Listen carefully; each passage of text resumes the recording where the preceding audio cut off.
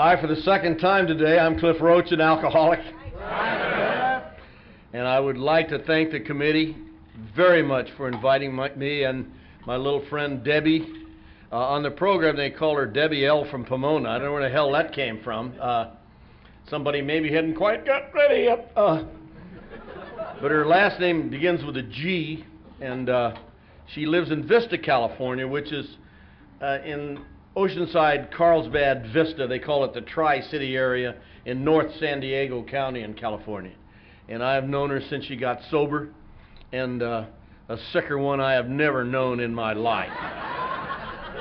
And I sent Bart the tape of her because she's the greatest miracle I've ever seen in the program. I told the people that, the few that dropped by this afternoon to hear the traditions talk, I told them about when she came in that she was incapable of speech. She was incapable of speech. And God, I hope that doesn't happen tomorrow. No, you would say hello to Debbie when she was new, and when we'd make noises, she would just look at the floor and go, And one time I touched her. Oh, God, I touched her on the shoulder. She went, and she was a little fragile. And just to watch her through the years come along. Oh, don't miss her tomorrow morning. Is that enough yet? More? Okay. Don't miss her. Do not miss her. She is an absolute miracle. And I'll tell you, I work in central office from every Wednesday from 9 to 1. And you know, there's maybe 4 or 5 people in the whole North County. We have over 600 meetings a week in North San Diego County. We've got a lot of drunks. And maybe a tenth of them are on the 12-step list.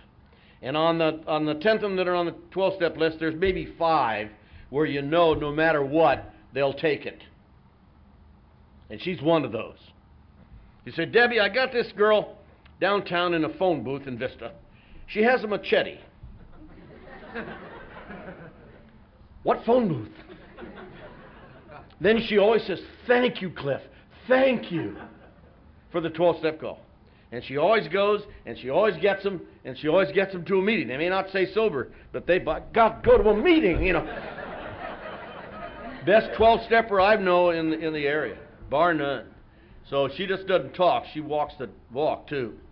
And just whenever I see her get up and talk, and remember when she was new, it just blows me away. I was very shy, too, when I came here. Yeah, it's an honest program. No, I wasn't. I really want to thank the committee. You know, the first time on something, I talked here 14 years ago, it was called a mini conference, and Bart invited me back. He said that I killed it. And so he said I had to come back and make amends. I talked, and that was the end of that one. And so that's what brought me here. And you know, this committee, on a first one especially, you're just reinventing the wheel all over again. And they've done a hell of a job. I really appreciate the way we've been treated and the way they brought us there. And especially Mike and Dell, who are our hosts, just treated us like royalty. It's been wonderful. Now, one thing about Bart, Black Bart, I call him. You know, most places they give you a basket in your room. And you get like fruit in it sometimes. Sometimes you get cookies and, you know, nice stuff. So I came in the room the other day when I got here, and here's this beautiful green bag. I thought, geez, that'll hold a lot of stuff. I figured I'd eat like a king. Okay, you ready? This is what Bart had in my bag.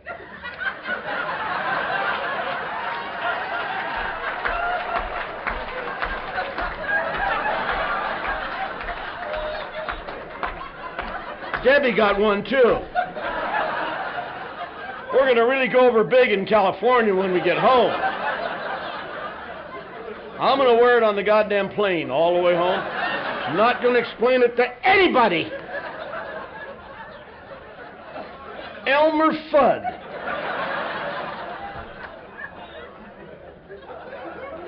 For those listening on tape, it's a chastity belt. Debbie got one, too. Too late. And when I got the invitation, I'm going to run out of time tonight before I get started. When I got the invitation, it said The Luck of the Irish. What the hell is Bart doing? I went through the big book in the 12 and 12. I only found one Irishman in the whole thing. He was the wise ass. But, you know, it'll work. It'll work. Let the Scandinavians in, too, you know. We'll talk slowly for them.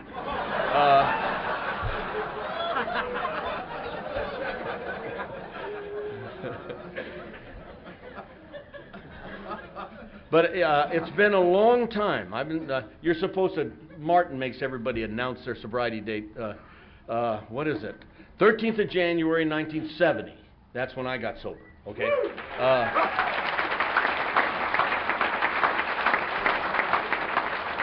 Not as long as Dick or Peg, but that's all right. It's good enough for me.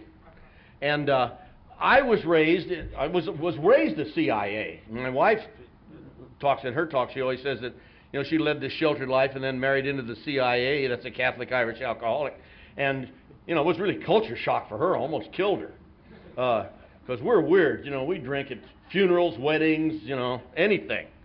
Let's have a drink. God, it's like a good idea. And of course, being raised fierce, my grandparents all came from Ireland, and my dad and my uncles and all my relatives, they were fiercely Irish. They were so patriotically Irish and so Catholic, you know.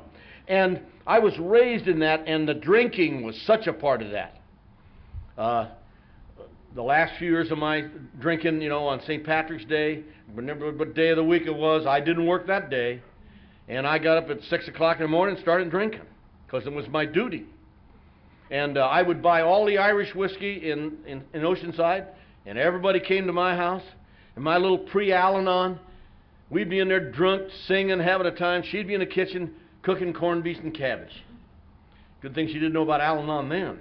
I'd have got it over my head. But she would slave all day, and then when we got drunk enough in the afternoon, we'd eat corned beef and cabbage and soda bread and fall into a stupor. And, you know, it was such an important day. But as sobriety's gone along, I almost forget, and it was very bittersweet for me over this weekend to remember that part of me that's Irish, and be kind of sorry that it's gone, but at the same time, I wouldn't trade this life that I have today for all of St. Patrick's Day in the history of the world, what I have found here. And so, if it does piss the Norwegians off, what are you going to do? But it's been a wonderful roundup, and you people that worked all year, you know about it, and you got to stay sober all year. And so I'm glad to be here. And as I said, in my family, everybody's an alcoholic. You know, we're not only Catholic and Irish, we are alcoholic. I mean, it's in the DNA. Oh, yeah, but you have to add alcohol. See? You can have it in your DNA and never know it. A guy out on the coast, Dick Heaton, he's dead now. He was a Superior Court judge. And he had such a high IQ, he was the president of Mensa, which is the smart people's club. And he had been a terrible slipper, as I was. And he slipped in and out for years. He and this other brilliant guy did this study of alcoholism while they were drinking. And they finally determined that the cause of alcoholism is drinking. Good enough for the president of Mensa, it's good enough for me, you know. And so I was one of the Phils was talking about, you know, in being raised in that environment, and it was a very violent environment. I'm from one of those Catholic families that they're always kissing and hugging, and then for not doing that, they're punching each other out. You know, we used to kiss each other when he took the garbage out. I'm taking the garbage out, bye, you know. And then if we weren't doing that, we were smacking each other. My dad and my uncle, if they couldn't find anybody else to fight, they fought each other. You know, they enjoyed it. And I was raised in this family, you know, and I had this back problem, big yellow streak down the middle of it, and you know, and I was this little weenie. I weighed, you know, when I started drinking, I was 4'11", weighed 89 pounds, and wanted to be tough. 12 pounds of that was pimples, you know.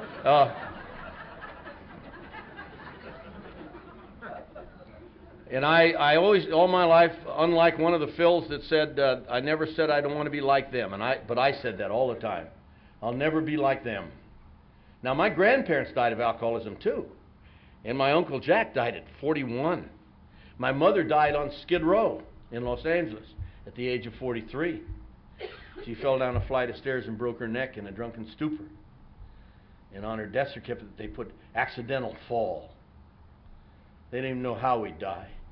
And by the way, that Rhoda, that Al-Anon speaker today, those of you who missed that lady, you missed an opportunity of a lifetime. I cried so much I had to go up and take salt tablets. God almighty, what a powerful woman. And, you know, it's so many alcoholics, they just, I'll skip the Al-Anon meeting. They haven't got anything to say to me. Stupid. She was talking today about what you give up when you marry an alcoholic, or when you love an alcoholic, what you're willing to give up. Lots of people die of alcoholism that don't have it. Die of alcoholism and they don't have it. And so I never miss a chance to hear an Al-Anon speaker because I adore Al-Anon. I adore them. Of course, you did hear her. Those of you who were here, she said she tried to drink. But she either went to sleep or she threw up. So she said it just didn't seem to pay off. What a weenie. You can learn to puke. God almighty. I get to where I'd say, would you excuse me for a second? Yeah, I'll have another. You know. Oh, yeah, you can learn to puke. You can get used to it. Seems like part of life, doesn't it? Now, I used to puke, 5, 6 times a week. You know. I was sober 5 years. And we went to the Southern California Roundup, and we came home on a Sunday evening. We went down, had dinner, and went to bed, and evidently I'd gotten some food poisoning at some time, 5 years sober, and I was sick. And I puked all night, and at 4 o'clock in the morning, 5 years sober, kneeling at the porcelain altar, I had a spiritual awakening. I really did. One of the greatest spiritual awakenings I ever had. I realized I had not puked in 5 years. I found out something else too. I realized I don't like to puke. Oh, I don't care for it at all. But I did it, you know what I mean? I'm no weenie. So when I was 16, I took my first drink and arrested myself emotionally and spiritually and almost every other way. But I loved it. I mean, I love to drink. I don't know about you. I love the taste of booze. You ever hear those that get up here? Are you one of those? No. They say, I never cared for the taste of alcohol. Would you care for the taste of these? You know, I love booze. Sour mash bourbon whiskey I like the best. My dad taught me how to drink that when I was a kid. 17. Little water, just enough to rinse your mouth, huh? You know. And a triple shot. I.W. Harper, Jack. Yellowstone was our favorite. Then you just drop that shooter, huh? I love the burning. Oh, I love that part. I love that part. I better be careful. One night I got going on this and we lost 3 newcomers. They got never saw them again. I'll hold back a little bit. You know, and then you rinse your mouth. And if you want to, you swallow the water. You know. In a real nice restaurant, I used to like to go, I made a rainbow! Oh, that'll put an Al-Anon under the table. What the hell are you doing under there? You remember that? Don't you think you had a few too many? I said, you had a few too few. That's your goddamn problem, lady. But after you swallow the water, the best part of all with bourbon is you breathe out then through your nose. I can taste that right now. I like scotch too, though. I'm not against scotch. Rum's good. Oh, I love rum. Rum. I like it all. Vanilla extract. I'm not real crazy about vanilla extract. But if that's what you're drinking, hey, all right, let's go, What the hell? Get it out. You have to admit it has bouquet. For like 3 days. Oh, then I just have a few shooters, and then get all dressed up pretty. Go out that door, huh? We had a big mirror right by the door as I'd go out, and I'd look in that mirror. Tonight's the night, huh? I never came home that way. I don't know what you were like, but my lapel would be gone and blood all over. My blood, always my blood. Some guy had puke on me. I never caught that sucker. I watched for him for years, but I never got him. But going out the door, boy, it was heaven, wasn't it? Gonna have fun! Remember that? Only in AA meeting do they know what you're talking about, when you say that way. In an AA meeting you say, fun! And all their eyes glaze over. They all go, oh yeah. Little slobber runs out of it. You don't want to say that in an Al-Anon meeting. No. Oh, they don't care for fun. They have fun.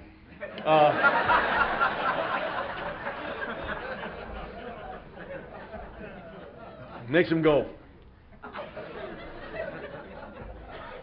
I was going to get out there and have fun. Getting beaten to a pulp and go to jail. Fun. Find your car at the bottom of a ravine with you in it. Fun! Damn near died of it. Almost died of fun. If I'd had one more good time, you'd have a different speaker tonight, Because I couldn't resist it. I don't know what you were like. I could not resist it. That last couple of years, I was a school teacher. And that last couple of years were horrible. Get up in the morning, call Ralph. Ralph. The old man told me if you eat breakfast and go to work, you're not an alcoholic. Made sense to me. He never said a word about puking breakfast back up. So, and I'd go to work sick and dying. And I had these students that just loved and adored me, and I'd stand there in front of them all day and talk about honor and truth and justice. Dying. Just dying. And I was working for this jerk who was out to get me. And he'd get me. All day he'd get me and get me. And I'd go home. And I was married to her. She'd had her sense of humor surgically removed many years before. And I had all these long-haired, dope-fiend children. And life was hard. It was bad. I'd go in the bedroom and get out that pistol. I don't know if you had I always had a pistol. Just going to check and see if the barrel was still cold. Just then old Bart would come by and say, come on, Cliff. Let's go have some fun. And I'd say, oh.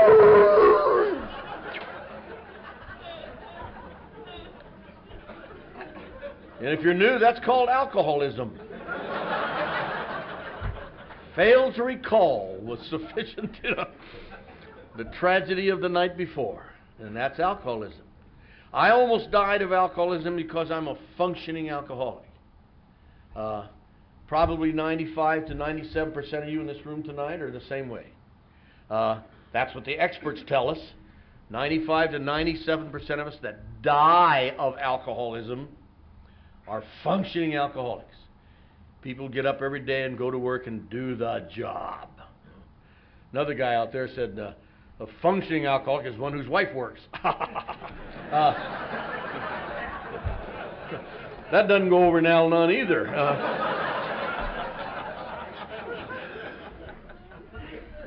But that's the way I am. I have to do 10 times more than you to prove I'm half as good. Does anybody identify with that?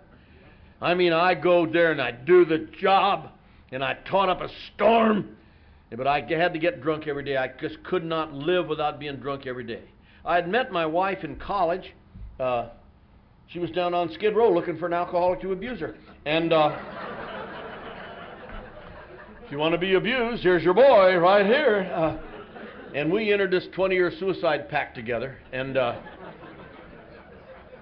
as like many CIAs, we had that dreaded dual disease, alcoholism and Catholicism. And consequently, we had a kid every 9 months and 20 minutes.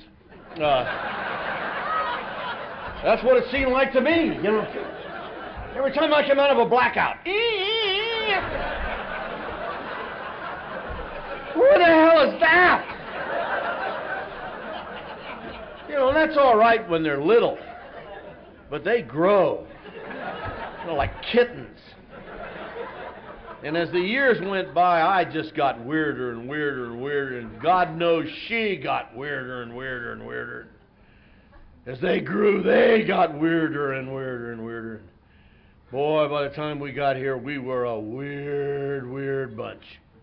We were all crazy. Every time they do the ABCs in my little mind, I sit there and I say, no human power could have relieved my family. It's too late. There's no school of psychiatry that could have helped my family. It was too late. We were all crazy. The experts, same guys. They live in Fresno, California. That's my opinion. It's a good place for them, too. They say that one person's alcoholism destroys 7 lives. Rhoda was talking about that today. And we had 5 kids, so we were right on the median, right on the money. And it was too late. We were all absolutely gone. But as I say, I functioned right to the very end. We moved to Oceanside in 1961. And you know, as a high school teacher, I went to work there at Oceanside High, and reasonably successfully too. And as Don pointed out, I'm a surfer. I didn't learn to surf till I was 35 years old, and I had to give it up about not quite a year ago because my back just finally said, "You're 71 now." You know, shut up. You know, when they start carrying you from the beach, you know you're in trouble. But the kids just adore me there. You know, they thought I was to help Mr. Roach back on his board. There you go. You know, man, I had a 5-way heart bypass. I'm out there. But I just love it. I just love surfing. You might say I'm obsessed with surfing. I just love it. But I have another allergy, too, for you new guys. I have an allergy to the sun. If I go in the sun, cancers grow on me. And there's a dermatologist down in Solana Beach, built a swimming pool just on me, you know. He calls me his annuity. So, but I'm so obsessed with surfing, you know. So you know what I do? I get up at dawn, or before dawn. I get out there, and just as the sun's starting to rise, I paddle out there and catch me some waves, see? And then when the sun starts getting warm, I get out and go home. I control my surfing. I don't need any goddamn sponsor for that either. Don't have to read any books. I just control it. But it doesn't work the other way around. But anyway, this other guy and I, this other teacher, we got a surfboard shop in 1965 down at the beach there in Oceanside. The mayor of the town donated this little building. It had been a bar. And it's right at the Strand is the little street that runs along the ocean and then turns. And right where it turns to go back up, right there on the beach, the guy gave us this building to use. It was all dilapidated and beat up, so we fixed it. We painted the building and put the windows back in, fixed it all up. Got a refrigerator. A few months later, we got some surfboards too. No big hurry there, you know. And we loved that place. Can you imagine for a couple of budding alcoholics? We had these 2 chaise lounge chairs, and every evening we watched. We became sunset connoisseurs. We used to measure sunsets by martinis. They used to say, it looks like about an 8 tonight, Woody. Some guy came out and said, I'd like to rent a surfboard. Screw up, Charlie. We're watching the sunset, man. Best one we ever had was a 15 martini sunset. You should have seen it. It was glorious. And the sun and Woody and I went right together. They found us in the morning with sunburned mouths. You remember that? I always thought that should be on the 20 questions. You ever had a sunburned mouth? No, get the hell out of here. You're not ready yet. Talked with a guy down in Texas, and on the 20 questions he wants to put, have you ever been run over by your own car while you were driving it? I've done that twice. So I belong here. But anyway, in February of 1965, I went down to the shop on a Sunday morning. We were closed, of course. It was weather like here. Oh, well, not that bad, but it was like that. Cold, freezing morning, and I had a real bad hangover, and I went down to repair a surfboard. And I just felt terrible, and I opened the refrigerator to see if there was a Coke or something in there to slake my thirst, because I was not a morning drinker in 1965. I was a weekend drinker. Took Wednesday off, remember that? And Woody had been there the night before, and he left about this much vodka in a half a pint, just a tiny little, just a drink. And there was some orange juice in the refrigerator, and I thought, hey, you know, that would put the fire out. So I mixed it up and drank it. It was only a light drink, a very light drink. And I went on sanding on the board, and the resin was there. And I'm talking to the new people now. You know, that booze, that little bit of vodka went into my bloodstream and circulated around, you know, how it will.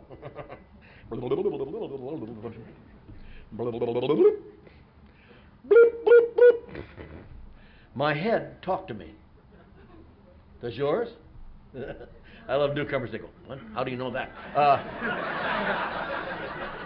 I want to tell you, I've been around here 28 years. My head talks to me every day, all day. See, but I don't listen. I have met the enemy. He lives here. All of them.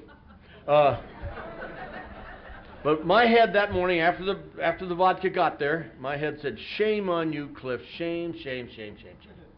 That was Woody's booze you drank. Why don't you go up to the liquor store and get old Woody a pint? See, that's the kind of guy. Finished his half pint, so I got him a pint. That afternoon, I got him a fifth. And I ended up, you know, with resin all over me, and the shop was a mess. The board was ruined forever. And I literally, this is literally crawled home 11 blocks. Crawled on my hands and knees home.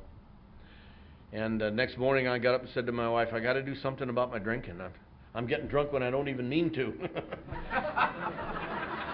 And she had cut this thing out of the paper about Alcoholics Anonymous. Don't know why she thought to do that, do you? Said, if you want to drink, that's your business. If you want to stop, call Alcoholics Anonymous. Only ad we've ever had. And I love it. I love it. I think it's perfect. I think it expresses Alcoholics Anonymous perfectly. If you want to drink, that's your business. I wish I could cough up a care for you, but I can't. If you'd rather drink, I don't care. But if you want to stop, then we'll go to the end of the earth for you. If you want to stop. But it's up to you, pal. And I called Alcoholics Anonymous, and Stan came to get me. He died about a year ago with 54 years of sobriety. Wonderful man. And he took me to some meetings in North County there. There were only about 8. And I realized at once I'd made a grievous error in judgment. I mean, I'm sorry, I'm highly educated. I have degrees, you know. I have several degrees. And these people seem to have the collective IQ of an orange.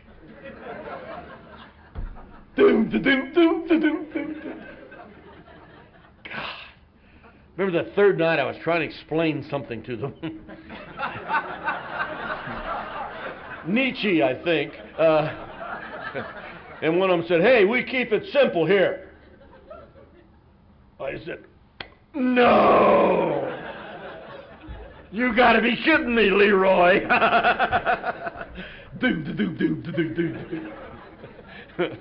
Oh, brother, it had a sign on the wall. Said, first things first. Let's hear it for that slogan. What the hell does that mean? I always do third things first. Why? But still, next to it, my favorite, still my favorite today, you see them in clubhouses. Have you seen this one? It says, think. Yeah, we'll get right on that. That's my problem, you morons! If I could stop thinking, I wouldn't be here. God. And I would whine and snivel in the meetings. No, they don't do that anymore, do they? And after about 10 minutes, somebody would say, hey, you're whining and sniveling. Well, they didn't know that I was sensitive, too. And so I would punish that meeting. They hurt my feelings, so I punished them. I would not go back there again. And in a little while, I ran out of meetings to punish.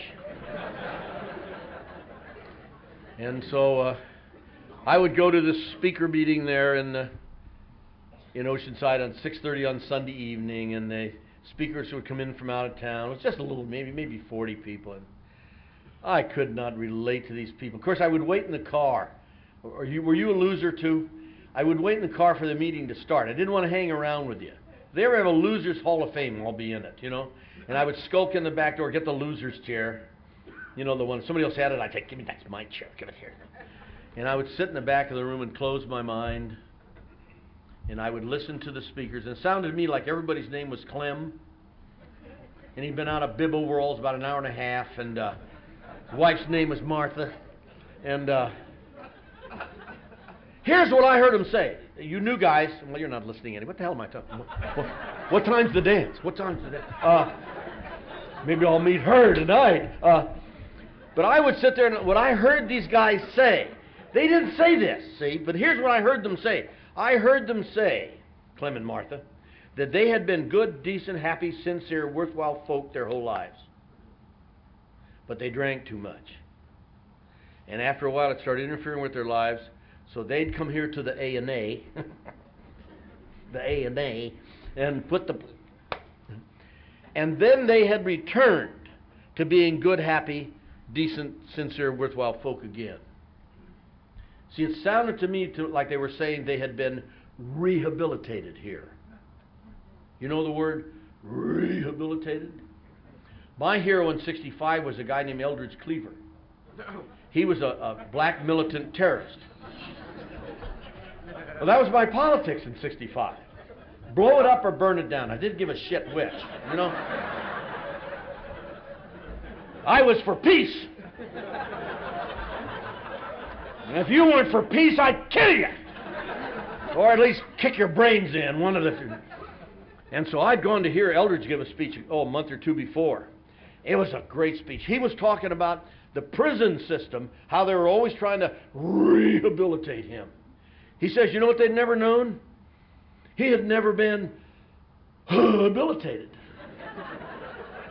You can't rehabilitate somebody who's never been rehabilitated. I don't know about you, but that's how I felt in AA.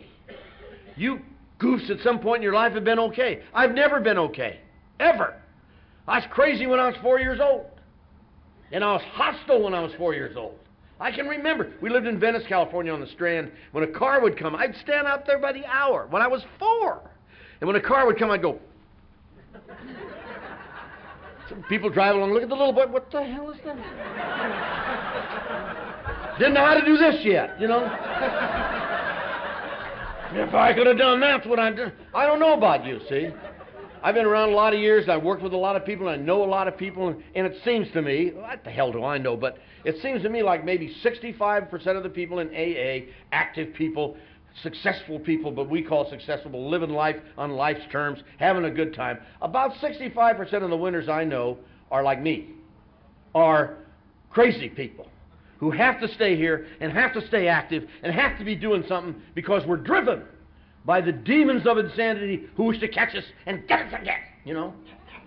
And then there's about another 35%, and I've sponsored them, lots of them, and they just drank too much. Pukes.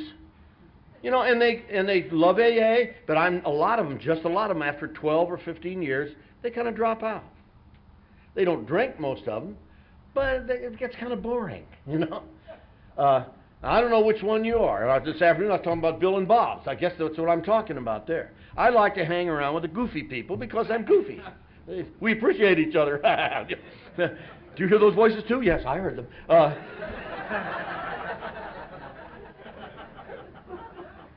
And so, I just didn't fit here. Clem and Martha's problems were not my problems. See what I mean? And in my case, in my drinking, when I was 16 years old, I had this big black ball in the middle of my belly, and I'd had it since I was 4. And it ruled my life. Any action I ever took, every thought I ever had, every reaction I ever made in my life was generated and controlled by that big black ball in the middle of my belly. And that's a hell of a painful way to live. It's awful. And when I was 16, I found that after I drank about 40 minutes, something happened to me. I guess I disengaged whatever lobe of the brain was connected to the black ball. That's the only way I can express it. And then for like maybe 8 minutes, there wasn't anything wrong with me. For about 8 minutes, I was enough. And that's the only peace of mind I had ever known. If you would have stopped me on the street and said, what's serenity? I would have said, it's about 8 minutes, 40 minutes into my drink. Because that's the only peace of mind I'd ever known, and was likely ever to know. And then one night I was sitting in that stupid Sunday night meeting, listening to Clem, and I thought, they want me to give up the 8 minutes to hang around with Clem and Martha. Bye. You know. So I resigned from AA. You ever done that? Oh, it just breaks them all up. Cliff who? Like Clancy said, pulling your hand out of a bucket of water. That's what it means. And so the next 5 years, I was in and out of AA. I would come to AA for 30 days, then be drunk for 2 years. That's a slip. Then I'd come to AA for 40 days and be drunk a year and a half. That kind of thing. Just dying. But as I said, I was a functioning alcoholic. I'd do the job. 4 or 5 years before I got here this time, the principal called me in one day. He did a lot of that. And he'd gotten a flyer in the mail about a debate and a speech tournament, which was being held 30 miles down the road at San Diego State College. And he wanted me to take some kids down and try it out because I was teaching a speech class. So he's the boss, and I was in big trouble, so I said, oh, sounds like a good idea. And I found about 8 dummies that wanted to try it, and we got in the station wagon. We went down state, and we were amazed when we got there. There were like 500 contestants, like 50 schools. I mean, it was a big deal. All the boys were dressed in 3-piece suits with ties. Girls were in lovely dress. We're in Levi's. What the hell do we know? And they killed us. They slaughtered us. They butchered us. They ground us in the dirt's what they did. We didn't win one round. I don't like losing. I don't know what kind of drunk you are, but I don't care for losing. And I'm all pissed off anyway, and I go to coach's room, and there's about 20 of them in there. They've been doing this for years. They're buddies. They're pals. They're compadres. And they snubbed me. It seemed to me. So I hung around all day. You know how we are. And snub you more that way. One guy there really pissed me off. He had a lot of hair. That bothered me right away. Beautiful gray hair. You run out of hair out of place. $1,000 suit on. The other coaches did this when they went in front of him. And you know. A lot of Catholics here tonight, huh? Better watch it, pal. And about 2 in the afternoon, this guy suddenly turns to me and says, where are you from? God, I was grateful to be spoken to finally. You know, I said, Oceanside. And he said, oh, where's that?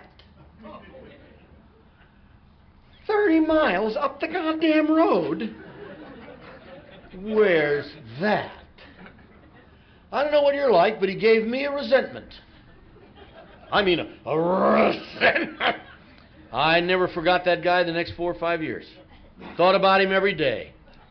Went back to that high school and I built a speech team. I built a juggernaut speech team is what I did. I built this powerhouse, overpowering, monster speech team, and I did it with sheer anger. Let me tell you a day. Get up in the morning pissed off. Don't eat all day. That's kind of drunk I am. Don't eat better that way. Drink 4,000 cups of coffee during the course of the day. And stay pissed off. And you should have seen my coaching style. In a fight, you will do my will. You know, the guy next door said, I'd love to watch them leaving your room wiping the spit off their glasses. Reporter said to my captain one time, what's the secret of your coach's success? The kid said, terror. And he wasn't lying. I hardly ever talk about this, but, you know, those kids remember those days fondly. They're brilliant kids. You know, they all have real high, but they needed to be kicked in the ass, and they got it. When I retired, they all came back from everywhere. They gave my wife and I a trip to Ireland. You know, they said they want to send me to another continent. You know, see, they remember those days as happy days. They didn't know that I was dying of alcoholism, that I was literally dying. Because, you know, out in the glove compartment of the car, now, I could do it all day. I can do it without eating and stay in a white heat of anger the whole day. Because there's a half a pint of hot vodka waiting in the glove compartment. Huh? Don't touch it all day. That's kind of drunk I am. I don't have to touch it till I get through here. Anybody identify there? It would just lie there in the glove compartment and say, go get him, Cliff, baby, I'm waiting, darling. Oh, I love to talk about hot vodka and Al-Anon meetings. They go, yeah. Oh, you know, though, don't you? It's God's gift to me, boy. Just called me all day, and I'd finish with that last kid in the evening, 9:30, 10 o'clock at night before I'd finish. 9, Mr. Rhodes, yeah, get the hell out of here. Out to the car. I looked like Frederick March doing... Open up that... I'd smoke those big cheap cigars, and I'd take that half a pint of hot vodka. I drank half of it. First drink, just... Oh, God. Is there anything in the world that's better than hot vodka? Just in the bloodstream. Now, you know. And I'd puff on the cigar, you know. Say, damn, you're a good coach. Hide the bottle and have my 8 minutes. Sit there in the darkness of that car and have my 8 minutes, huh? And then just before I reach over to turn on the engine, I'd think about that gray-haired son of a bitch down in San Diego. Always gave him about 3 minutes, you know. And then I went home and destroyed my family. And we were all crazy, I told you. We were all crazy. 3 of my kids were in high school in the late 60s. My oldest son is working his way through high school as a Hershey salesman. Oh, you should have seen him. He was a beauty, boy. He was a beauty. Never had to give him any spending money. He used to hit him up for a fifth about once a week. He had hair down to his butt, and his head went like this all the time. Called his mother, man. Hey, man, what's for dinner? Oh, he was a pip, boy. He took LSD like popcorn. He loved LSD. Scared the hell out of me. I'd be right in the middle of a sentence. He'd say, what was that? When those trails went by, you know. And, of course, the shape I was in, I'd say, I don't know. What? What was it? Where? What? And my drunken mother-in-law lived with us, and she would say, I'll explain it. And we would listen to the explanation. Woo! And my daughters had boyfriends who looked exactly like my son. The 3 of them used to get on the couch together. And the little kids just wet the bed and walked into walls. And we all hated everybody else. It was just a zoo. It was a crazy house with an insane asylum. But I built that speech team. And after a couple of years, we won one of those speech tournaments. But I'd say things to the gray-haired guy. It wasn't time yet. We know when it's time, don't we? The next year, there were 12 or 14 tournaments, 30 schools or so in every tournament. We took first place in every single tournament. I can wait. I think revenge is better than Christmas. The next year, there was a tournament. There were 25 schools competing in the tournament. My team scored more sweepstakes points than the other 24 schools combined.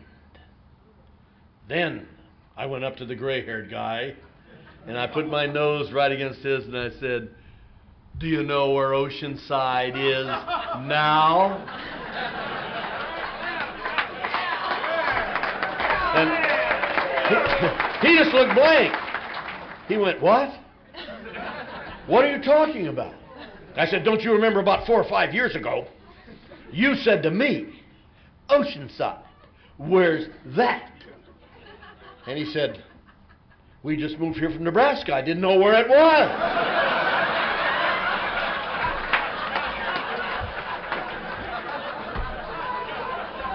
And that's the story of my life. This guy's in his bed every night for 4 years. I'm up in Oceanside. "I'll get you, you dirty..." And he was from Nebraska.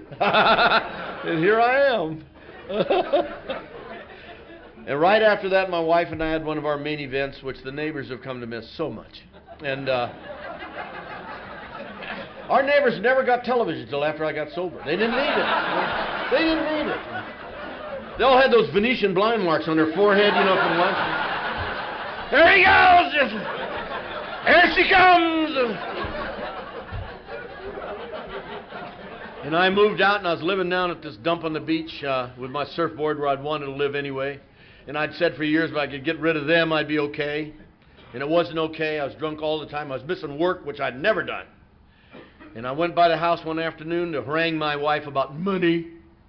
And the hashish salesman was kind of bobbing in the background there, humming a tune from the planet Pluto. And the stupidest thing I ever did in my life, I turned to him and I said, "Dave, what's it like not to have your old man around the house?" Dumb question. Dumb. Because he looked at me right in the eye, which he never did. You know, he always talked to your shoes. But he opened those big brown eyes, he looked me right in the eye, and he said, "It's beautiful." And I didn't know it for a couple hours, but that was my bottom. You know, kind of a weenie bottom, but what are you going to do? Good enough for me. I went back to that dump on the beach, and I ran and raved for a while, and I went out and sat on the screen porch, and I watched, which is, to this day, still, the most beautiful sunset that I ever saw. On the beach in Carlsbad. A mile from where my home group is now. And I watched this. That sun was going down into the water. I had that moment the big book calls the moment of clarity. My friend Polly out on the coast calls it the moment of grace. I like that. The last chance I had. The only time in my life I was open to the power of the universe. The only time in my life where I was out of answers of my own. I was whipped. I was surrendered. And I've worked with hundreds and hundreds and hundreds of new people through the years. There's only two kind of newcomers. There's surrendered newcomers and non-surrendered newcomers. And the surrendered ones are a pleasure and fun to work with, and the others are a pain in the butt. But I work with them so that I can stay sober because I watched them surrender. I've watched people surrender. I'll have to watch that little weenie down there surrender. And I saw what happened to her after she surrendered. And I've seen it happen to what? Thousands of people. It's the greatest miracle I've ever known. Go do on a 12-step call. You know, go to some dirty, filthy apartment. Find some dirty, filthy guy. What I do when I get there, the first thing I always do is I get right down and look in his eyes. I want to see his eyes. You tell me something more hopeless than that. You tell me something with less power than a newcomer's eyes. And clean the guy up and take him to a meeting. Go to a coffee shop after the meeting. And hundreds of times, that night, one meeting, I see the power in his eyes. The same power that I see in my eyes when I look in the mirror.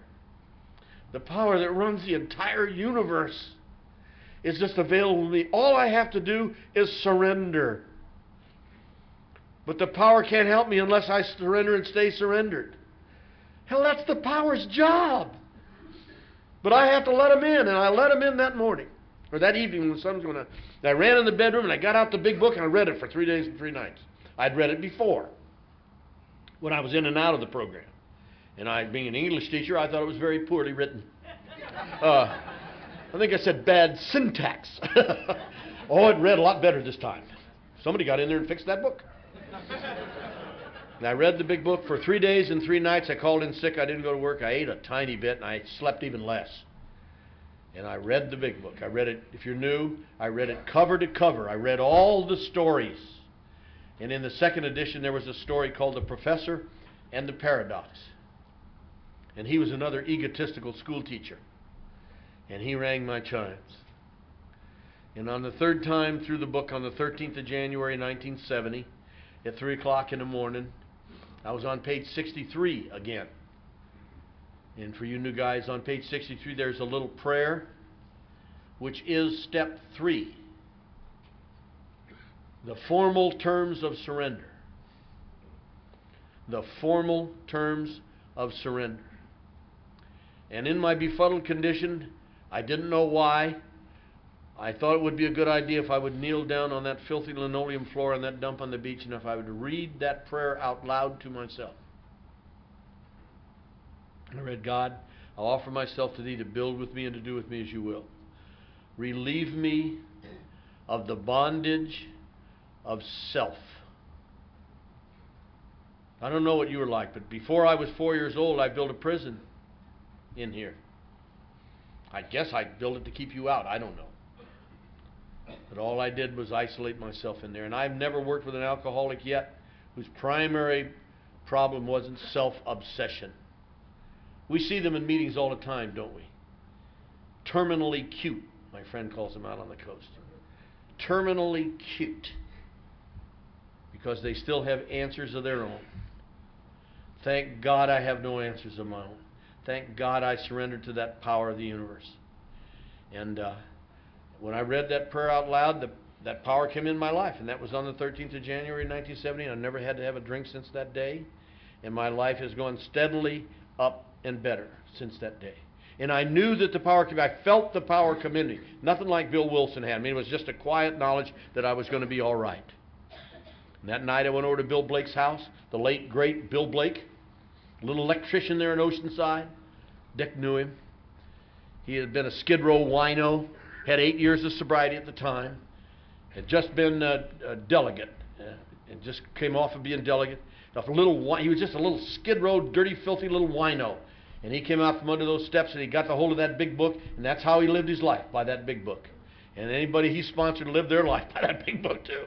And his lot in life seemed to be taking intellectual fatheads and making AAs out of them. Mine was his first. Whole bunch came after me. He enjoyed his work very much. But I want to tell the new people what happened that night. I knocked on the door. I'm a loser. 5 years in and out. Overeducated, pompous ass loser. Margie, Bill's wife, opened the door, and there I am. I have never seen anyone so glad to see me in my life. Can you imagine? This smart-ass, overeducated jerk loser shows up. She just like lit up from the inside. She said, "Oh, Cliff."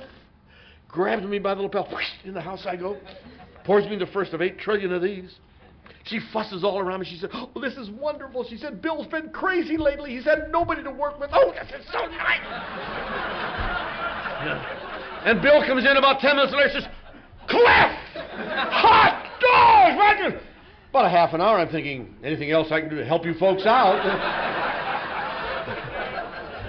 Be glad to help any way I can. Cliff's here. We can start AA now. You know. 3 weeks later, I was in a meeting for newcomers, and one of the other newcomers said, "What do you mean this is a selfish program?" And I knew. When that guy said that, I knew exactly what it was. See, those two people had been praying for me for 5 years. But they were more glad for themselves because they knew the great secret of Alcoholics Anonymous. Seems to be a real big secret nowadays. You can't have it unless you give it away. You can't keep it unless you give it away. And they gave it away better than anybody I've ever known. Bill's dead now, but Margie's still alive, and she's still giving it away. So it's been pretty easy for me. You know, I had that kind of training. You know, they trained me that you don't have to like what you're doing, you just have to do it. You know, when the phone rings at 1 in the morning, I hardly ever leap out of bed and say, oh, a 12-step call. Oh, you know. Do you? I say, nobody left in Oceanside but me, for Christ's sakes. God damn it. Hello? He just wants to puke on my shoes anyway. So if you're new, just do what we tell you. Be surrendered. Just do what we tell you. When we turn around, you can go, you know. You can hate us. That's all right. Just do as you're told. And your life will get better. Your life will change. And it'll just keep changing. Because most of the things my sponsor told me to do when I was new, I thought were stupid. I mean, I knew they were stupid. My problem has always been, and I knew this when I was 5, I've never been loved enough. That's my problem. Probably yours too. I've never been loved enough. And that's true. Of course, what I never knew about me is there isn't enough for a person like me. I'm the black hole of love. Goes in there, you never see it again. You know what I mean? It's insatiable. Insatiable. You got everybody in the world, all the people in China ever said, let's love Cliff. Ah. I'd say, is that it? Is that all? See, but the little sponsor, he knew what was wrong with me. He knew my problem had always been, I never loved enough. Now, every great philosopher and theologian who ever lived said, the way to be happy is to love. All of them said that.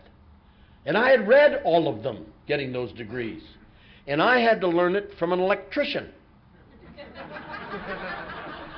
Because he put it right. He said, shut up and do it! See, because he knew what my problem was. I never loved. I didn't know how to start to begin to know how to love. I never loved my own children, my own wife, anything. I never had the capacity to love. He made me do loving things. He made me take loving actions for you. And I didn't even like you. I had to stand at the door like some guys, wonderful people were doing here today. Hi there. I hated that. You're just a bunch of peasants. Yeah. Hi, what's your name? Like I really give a shit. We had wall talkers. You used to have to go talk to the wall talkers. Oh, yeah. And had to take all the new guys home. Had to go on all 12-step calls with them. Had to try to talk to Debbie. You know. And I did them all. See, I had no more answers of my own. I was surrendered. I knew he was nuts. And I knew that it couldn't possibly work. But I knew that he was a happy man, and he was at least as crazy as me. And he took me to Los Angeles. Every week we had to go to Los Angeles, where his sponsor, Clancy, we had to go see his sponsor every week, and he took me to that Pacific group every week, where the enthusiasm and the fun and the laughter and the singing and the roughhousing and all the kind of things that I love. He took me to meetings all over Southern California where they were laughing. I can't live without the laughter. I don't know about you, but I can't stay here unless I'm laughing. If I couldn't laugh here, I'd have to go back out and die. That's all. Sorry. You know, I got guys I sponsor. They love those Gray Tunnel meetings. They just love them. You know? The 6 guys sit around the table. Stay sober. You know, and you have to have hemorrhoids to get the expression right, you know.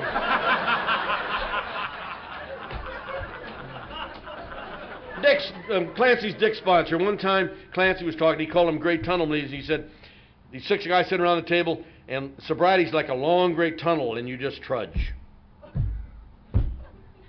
Every year, a trapdoor opens and a cake comes down.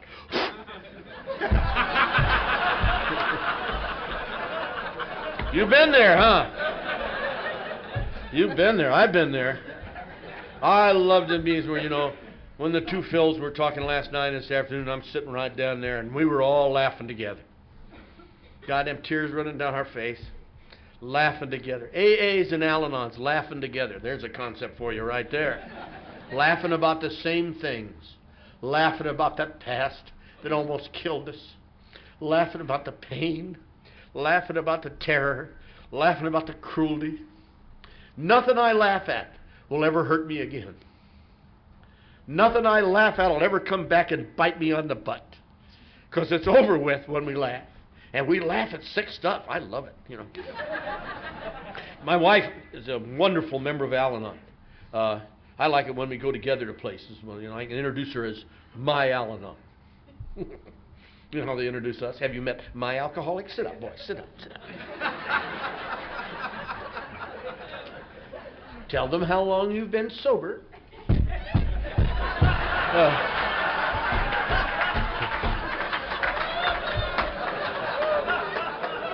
But we get some new little Al-Anon. We take her to AA speaker meetings like this, you know. We love that. We get her right in between us.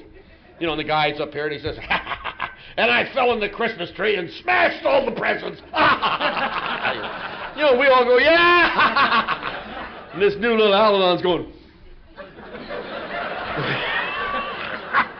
not funny to her. So we take her to another meeting the next night, you know. And one night she throws her head back and laughs. Is there anything more fun than that? In 12-step words, that's the most fun of all, is to haul a guy to meeting after meeting when he's new, you know, and he has that frozen face and everything's, you know, your life's always a goddamn mess. Why would you come here otherwise, you know? And maybe after a week, maybe it's 2 weeks, maybe it's a month, you're sitting by the guy and he goes, you know, if you're new and you've been laughing tonight, you're screwed. Because laughter is what heals us here. And I don't mind being a clown a bit. I love the laughter of Alcoholics Anonymous. And when I'm sitting in the middle room and we're all laughing together, God always comes and whispers in my ear and says, it's going to be okay, Cliff, because we're laughing. And sometimes it's harder for new members of Al-Anon to laugh. But we all do. When I got here, the only way I could laugh was like, I was slick. Were you slick when you got here? I used to slide off chairs. I was so slick. The only way I could laugh for like maybe 2 years, I'd go, I can't even do it anymore.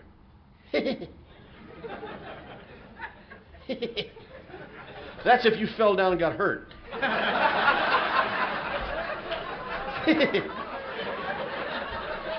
First Tuesday night I was in Clancy's group. Somebody was talking. I went, ha! What was that? You know, it's like stitches tearing in my stomach, and I've been laughing ever since. And whatever was wrong in my life, that little Nazi gave me an action to take. You know, my life was coming apart when I was new. My kids were on drugs. My wife wouldn't go to Al-Anon. We were all crazy, and I had nothing to cushion it. I'd go to his house sobbing, crying. You know what they're doing over there now? And he would listen to the whole sordid story. You know how they listen? Always let me finish.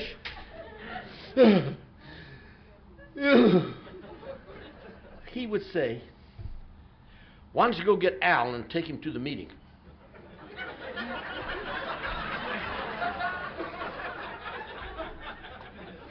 I hated Al. He was a worse loser than me. He was a 10-year loser. I only slipped 5 years. So I'd go get Al, see? If you knew, I had no more answers of my own. I knew that was a stupid thing to do, but I went and did it. I'd pick up Al. He was a real blowhard. Blah, blah, blah, blah, blah, blah. Drive him to the meeting. We'd set the meeting up. We'd make the coffee. People come to the meeting. Everybody go home. Al and I would set the meeting down, wash the coffee pots. We had real cups. And he had to wash because he was so shaky. He just put his hands in the water. You know. But shit, I could dry. When you're new, you got to feel better than somebody. Load him in the car, drive him home. Blah, blah, blah, blah, blah, blah, blah, blah. And I'd let him off, see? I'd let Al off and I'd start driving home. And this feeling would come stealing over me.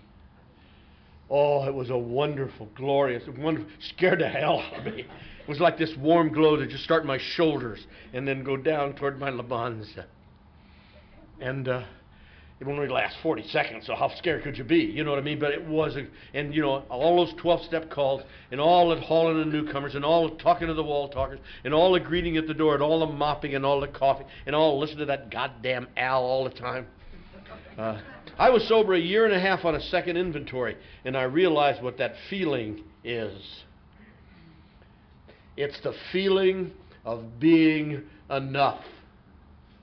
That's what it is. And I don't know what kind of drunk you are, but I never was enough except for 40 seconds or 8 minutes in my life. And because of the actions I still am taking in Alcoholics Anonymous, because of the daily actions I'm still taking in Alcoholics Anonymous, almost every day of my life, almost all day, I'm enough. And I'm not just enough in here. I'm enough out there with weird people, the earth people. I'm enough for them too. I'm not afraid of them anymore either. And Al got drunk once more. He had almost a year. I had a year and a half. He had almost a year. And he called me. And I went to help him, and he was on the couch crying, and I'm sitting on the couch with him. I'm telling him, come on, Al, we'll go to a meeting tonight. What the hell? What else do you say? You know, it's one day at a time. We got to start over today. Come on, Al, get dressed. And all of a sudden, it's out of my mouth. I didn't know it was coming. I said, I love you, Al. And I knew it was true. I knew that it was true. That I wanted that man to be sober as much as I wanted to be sober myself. And that's what we call love here. So if you're new, if you want to drink, that's your business. But if you want to stay sober, we want you to stay sober as much as we want to stay sober ourselves. That's how we stay here. When I go to a 12-step call, he's getting help, and I'm getting more help. Because I can't keep it unless I give it away. And so I've been trying to give it away now for 27 years. And Al got sober, by the way, and he's been sober 26 years. He's still a blowhard, but he's sober, He's the guru of Santa Maria. And Al and I became this great 12-step team. We were incredible, if I do say so myself. In those days, remember, we used to get 4 12-step calls a week, the two of us. They knew us. We'd do the good guy, bad guy. Take turns. You have to take turns. One guy say, "You got to shut your mouth, quit your goddamn whining, get your ass to the meeting." The other guy said, "Never mind him. Come here."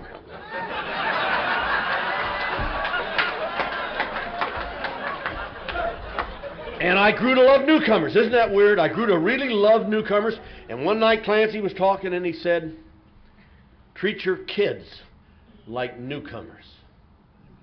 Oh, what a concept, huh? I'd been trying to help him.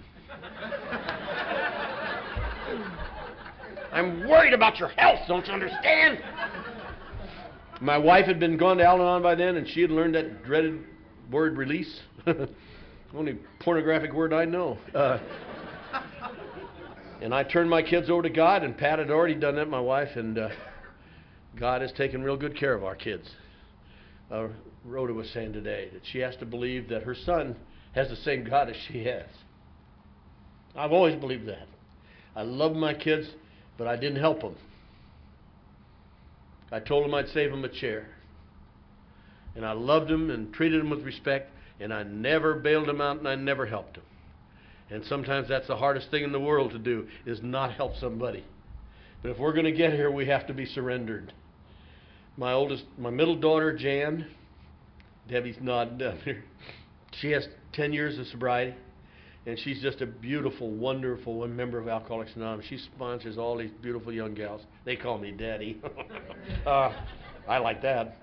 My youngest son, Chris, will have 10 years in a couple of days. Our eldest daughter, Kitty, kind of went wrong. She's been in Al-Anon about 15 years.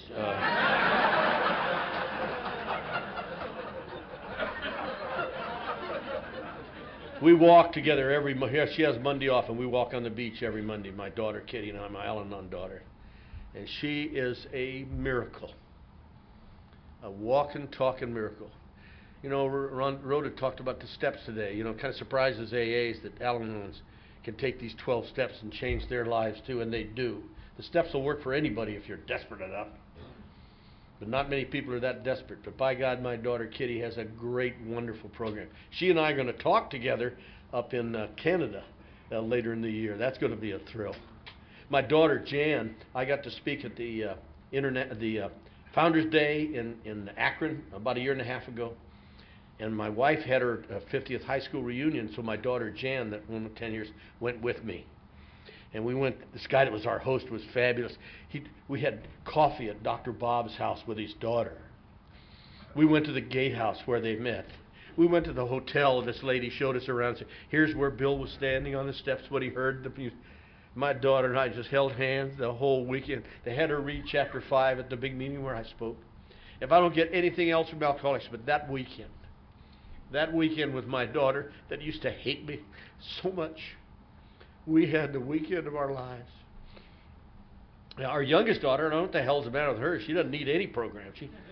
She grew up straight in a crooked family. She's just weird, you know. She comes to everybody's cake. Yeah. And the hashy salesman, he's been on the program about a year now.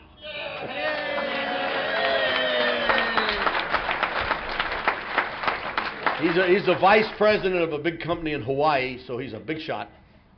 But his liver didn't know it. His mother went over to visit about a year ago, and she got off the plane. He said, I need some help, Mom. And she's good Al-Anon, my wife, one of the greatest, the queen of all the Al-Anons. And she thought he wanted babysitting. She said, sure, okay. He said, I have to go to a meeting. She went, oh. So she took him to a meeting and released him. And so he's on the program now, too. You know, on my 4th AA birthday, my son said about me, he said, my dad has shown me how to live. Best compliment I ever had here. You know, he didn't say I told him how to live. He didn't say I taught him how to live. He said I showed him how to live. And that's all I'll ever be. That's all you'll ever be. We are examples of the power in the program of Alcoholics Anonymous. Sometimes I'm not a good example. Sometimes I'm a damn good example. But that's all I'll ever be. And if you're new, you don't have to believe that anything like this is going to happen to you. I didn't believe it when I got here. I believed it happened to Bill. But I didn't. Then finally I came to believe. Finally I came to, and I came to believe. You know. You don't have to believe anything's going to happen to you. And I hope you come and hear the little sweetie tomorrow. You only have to believe that it happened to me. You only have to believe that a sick, neurotic, crazy, miserable, unhappy human being lives almost every day of his life happy and joyous and free. And that's how I live. And I hope you do too.